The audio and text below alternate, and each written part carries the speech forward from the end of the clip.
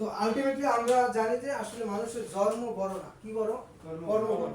তাহলে আজকে আমি এখানে আসছি, হয়তো আমি এখানে একটা পরিচয় নিয়ে আসি, মসজিদে গেছি তখন আমার পরিচয় মুসল্লি, আমি যখন খেলার মাঠে যাবো আমি প্লেয়ার।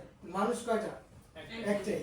তাহলে এই শব্দগুলো এরকম জিনিস যে সে তার অবস্থান অনুযায়ী তার পরিচয় কেউ আমাকে কোশ্চেন করে, আমি উত্তর দিই ভাই আপনি এটা কি করেন, বাক্যে ব্যবহার করেন। শব্দের পরিচয় আমি তখন দিতে পারবো যখন সে কি বাক্যে ব্যবহার হয়।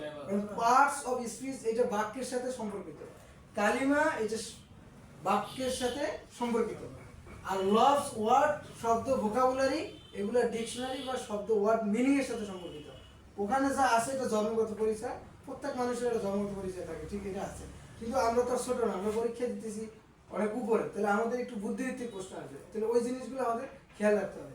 যদি আমরা বলি ওয়াটার কি, তাহলে এটা সহজে উত্তর দিয়ে দেবো, এটা তো না, এটা সহজ প্রশ্ন দিছে।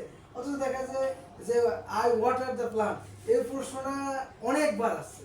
তাহলে ওয়াটার জিনিসটা কি এখানে ভার, তাই না?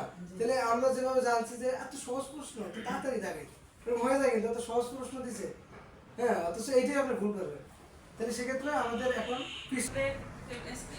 না, শব্দের শুরুতেই থাকবে না, আমি আপনাকে দিচ্ছি আই অ্যাম হ্যাপি আর আই অ্যাম হ্যাপি, এই দুইটার উত্তর কি হইতে আছে?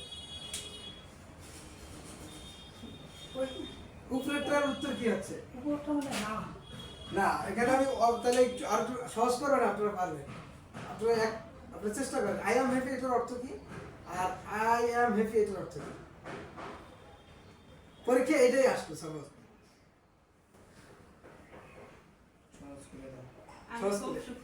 আচ্ছা, প্রথমটা কি সুখী না নিচেরটা সুখী?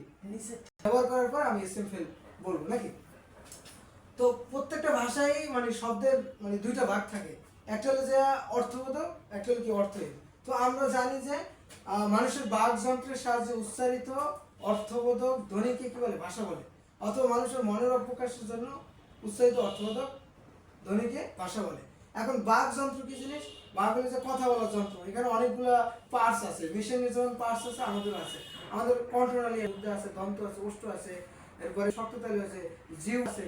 এখন নিচের কোনটি অংশ না, এটা 47 এখানে আপনার, তারপরে নাক দিল, আরেকটা হলো যে তৎসম, যেমন আমরা ওষ্ঠ বললে এটা কি,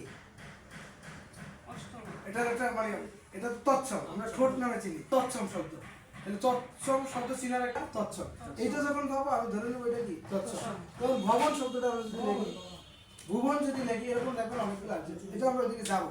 বাট আমরা দেখতেছি আমাদের কি পড়তে হইতেছে, কোন জায়গায় আমাদের বাকযন্ত্র শিখলাম যে এইগুলোর বাকযন্ত্র অংশ। তো বাকযন্ত্র দিয়ে আমি কিসে চলে আসলাম? ধ্বনিতে আসলাম, কারণ ধ্বনি ছাড়া আমরা কোনো কিছু করতে পারতেছি না।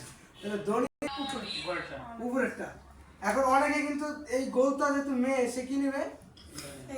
কলাত নেবে।